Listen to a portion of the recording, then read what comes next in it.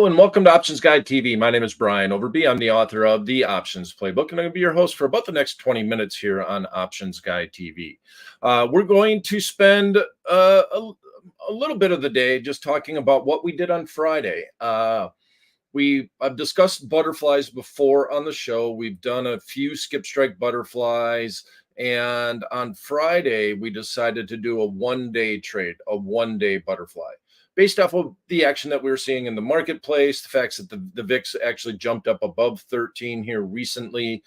So we got a little bit extra volatility in the marketplace was the thinking there. And butterflies prefer when you put them on that implied volatility is high. And if you're correct on your forecast, then implied volatility comes in. Now, you got to be correct on your forecast in order for that methodology to work. But if you do stay within the wings of your butterfly, that's usually a good thing. And on the show on Friday, we always kick off at 11 a.m. Eastern time. We kind of felt like the market might stay where it was at, and we actually didn't get hardly any movement in the market at all. So we put the butterfly on right at the money, got a little bit of a movement up and a little bit of the movement down, and we actually finished down about eight points on the day. The butterfly that we did, and I'm going to toss it in here, but it's not going to be obviously the same expiration because we did a one-day trade on Friday. But in this scenario, we bought the 54.55s. 54.55s right here. We bought this option contract, and then we sold two of the 54.70s. We sold these two, and then we bought one of the 54.85s, and it was that straightforward. When we did the trade on Friday, we paid, well, this is obviously not right at the money, a little bit higher, right? The market right now is at 54.80 in the SPX. So we did this butterfly. We put it on for $4.20. The market actually closed right around this range, right around 54.60. Many opportunities to be able to close it out around $12. I actually tweeted out where it was at the end of the day, wherever the market was trading, we actually were able to close this somewhere close to $12. Now, if you wrote it all the way to the very end and you just let everything settle out, you let everything just cash out, which is a wonderful benefit of the S&P 500 index, in that it's a cash settled index. All you're looking at is the difference between where your strike is, if you have an in the money, in this instance, call option, and where the market closed at on that day. All you do is subtract that, and that amount of cash comes in your account. So in our instance, with the market closing somewhere around 54.60, and let's send this to the what if calculator, actually. And I think it'll be a little bit more straightforward to talk about what happened.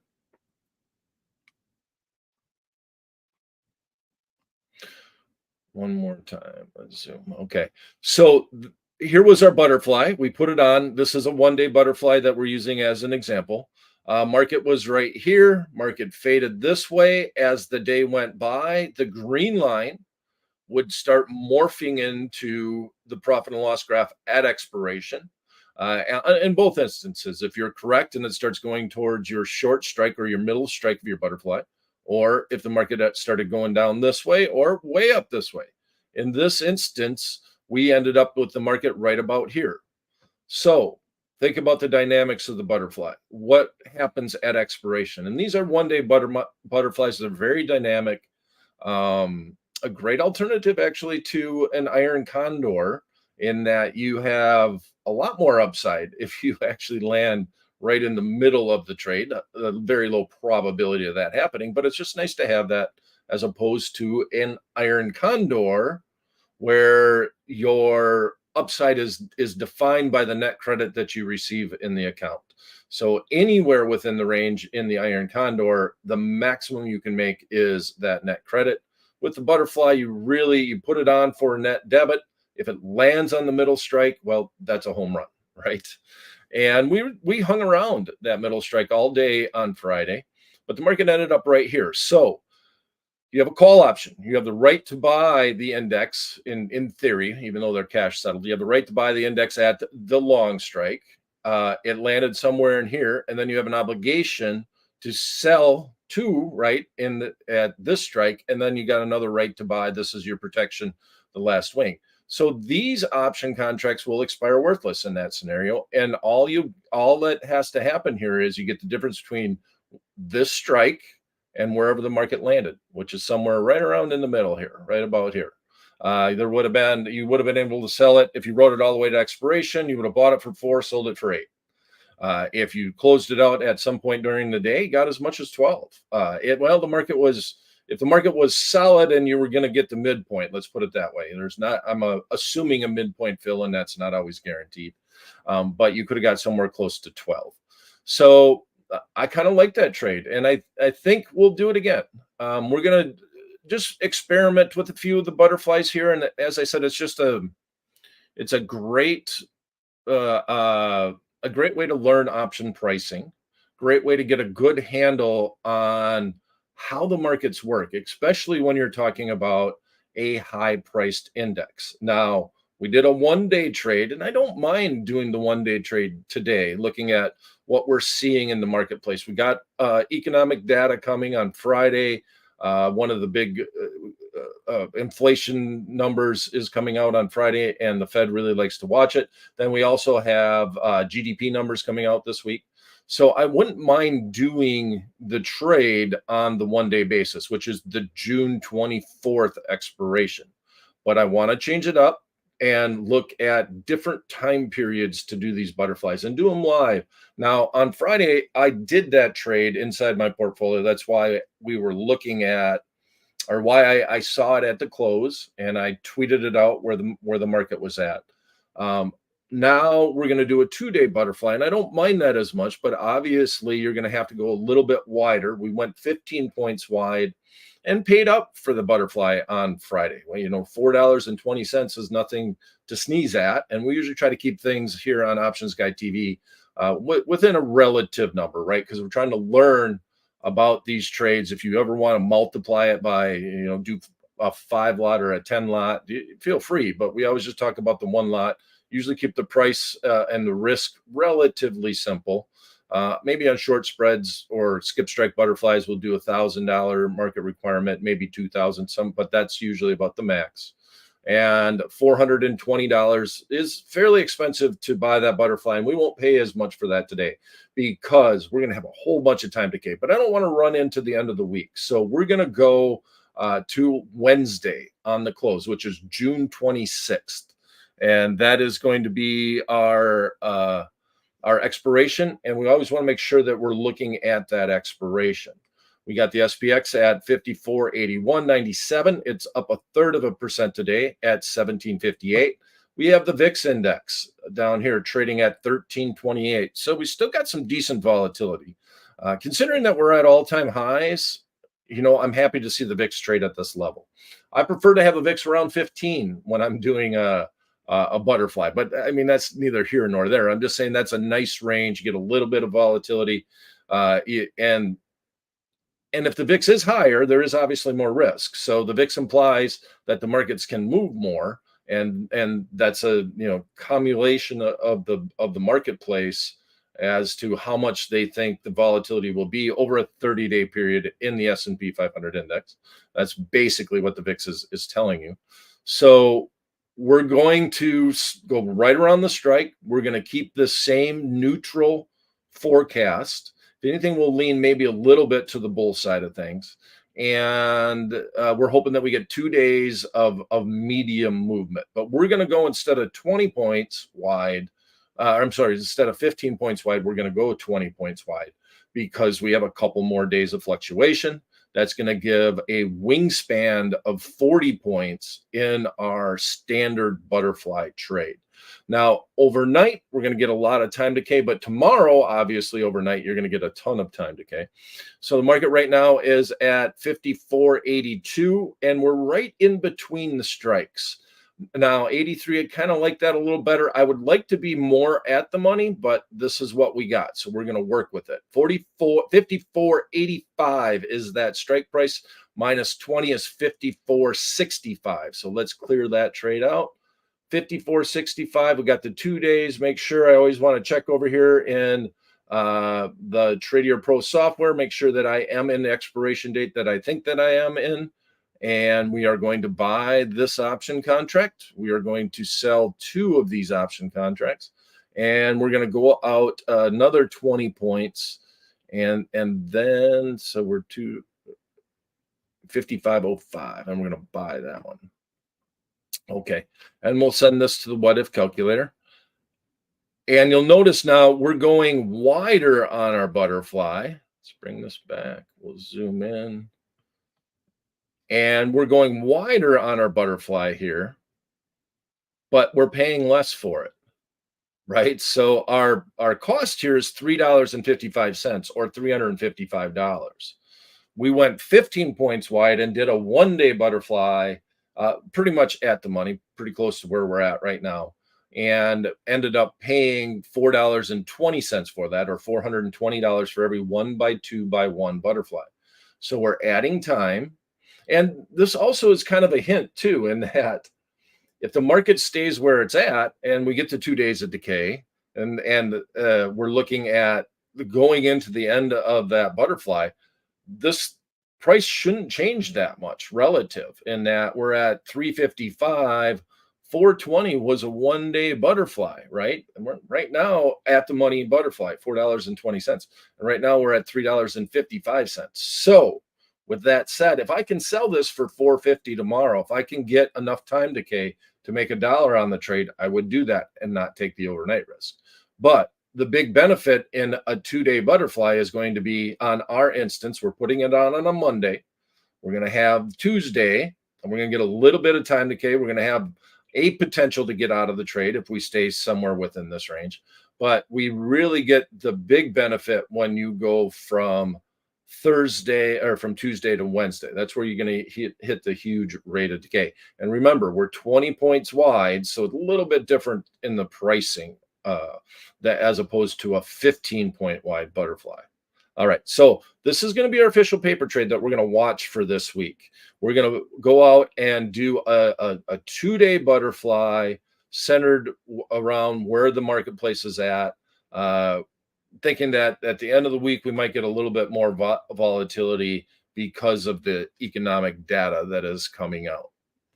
You know, just a simple outlook on the marketplace in general. All right, so if we send that to the what if calculator, and we'll go back to the trading page, and here's our butterfly. This simple. Market's at 54.83.50. We are buying 154.65 strike SPX option contract, selling 2 of the 54.85s and buying 1 of the 55.05s. Right now, let's call it 350. Let's leave it right there. I think we could execute it. Yeah, and that's where our midpoint hit. $3.50. So that's $350. That means that our upside is $16.50 or $1,650, less any fees that you might pay for the trade. Our downside is going to be this price that we paid for it. And basically, we can lose our maximum if we're outside of the wings, below 54.65 or above 55.05. Okay.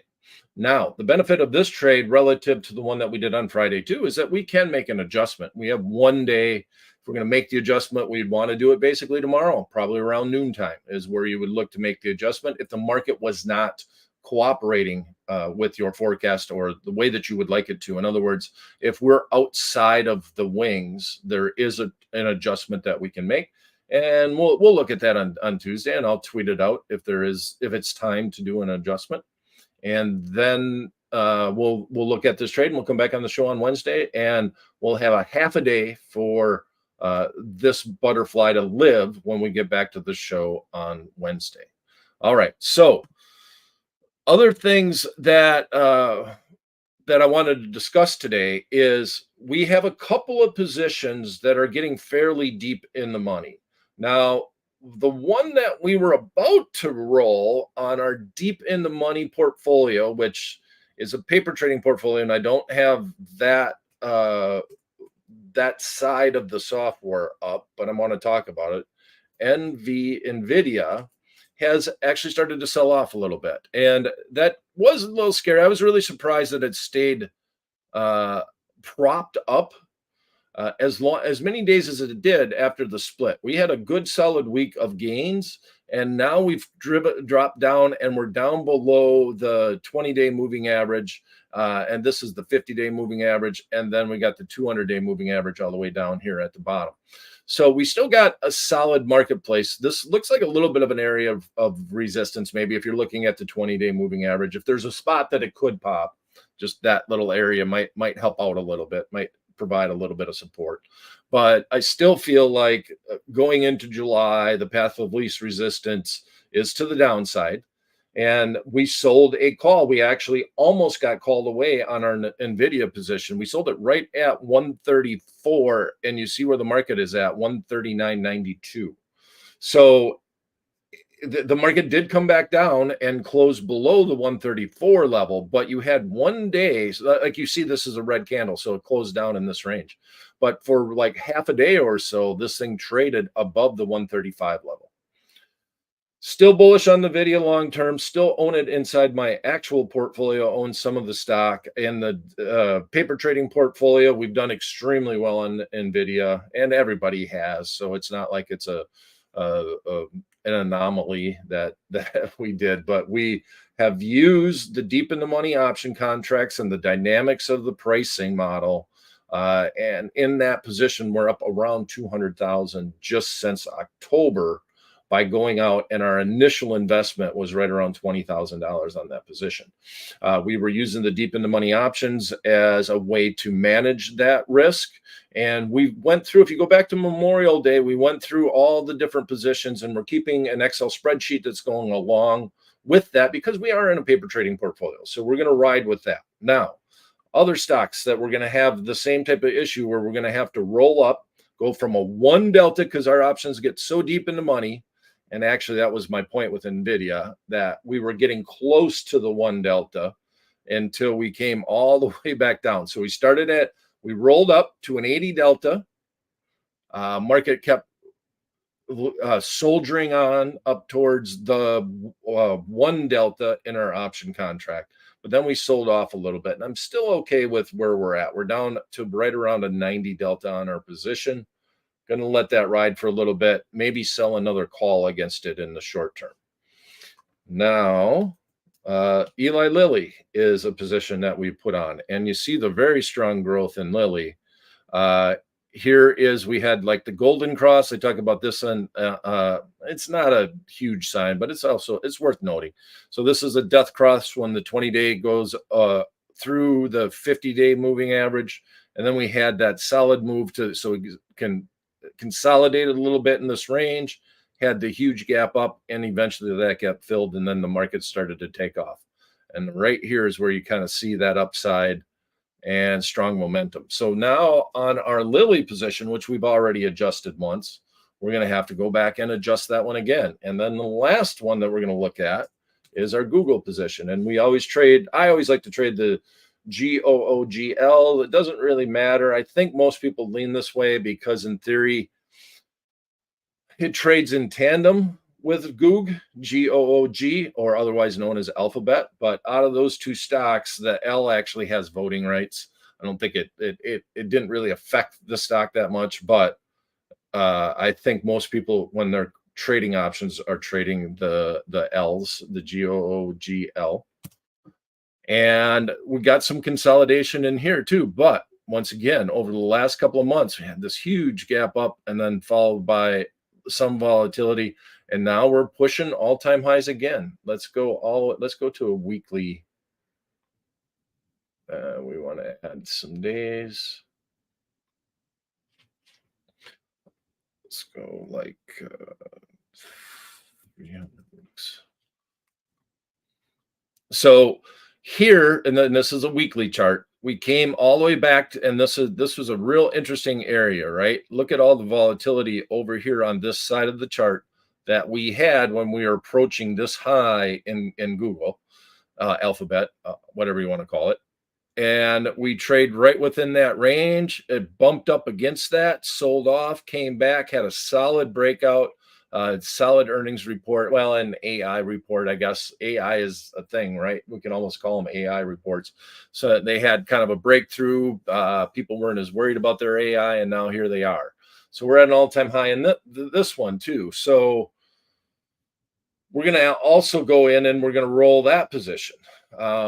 Our delta is close to 1. That's probably the first one that we're going to have to do. And when we come back on Wednesday's show, we'll look at our S&P 500 short-term trade, and we're going to take the Google position. We got to jump back and forth between the paper trading account and the regular account. And we're going to roll that position out. We're going to roll the Eli Lilly position, and we're going to sell a call on the NVIDIA position. And that's going to be our week, and that's going to be our plan.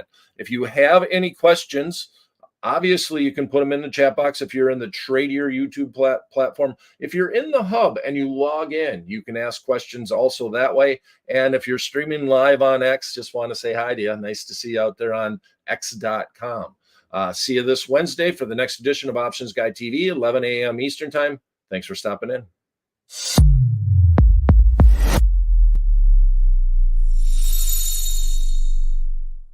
Thanks for watching. Please be sure to take some time to read the disclaimer. Thank you.